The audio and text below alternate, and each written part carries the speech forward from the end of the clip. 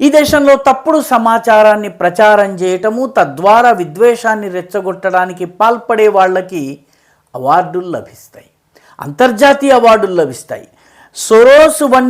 George Soros వంటి వ్యక్తులు ఏర్పాటు చేసినటువంటి నిధుల నుంచి వాళ్ళకి ప్రత్యేకమైనటువంటి ప్రైజులు లభిస్తాయి, గిఫ్టులు లభిస్తాయి, నగదు బహుమతులు లభిస్తాయి.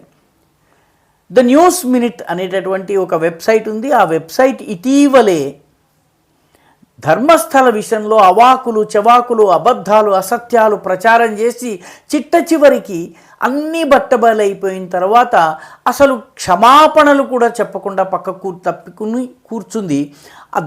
ఆ సంస్థ అధినేత్రి అయినటువంటి ఎడిటర్ ఇన్ చీఫ్ అయినటువంటి ధన్యా రాజేంద్రన్కి జార్జ్ సొరోస్ నుంచి డబ్బులు పొందేటటువంటి రిపోర్టర్స్ విదౌట్ బార్డర్స్ అనే సంస్థ impact prize of the year 2025 అనే అవార్డుని ఇవ్వబోతోంది.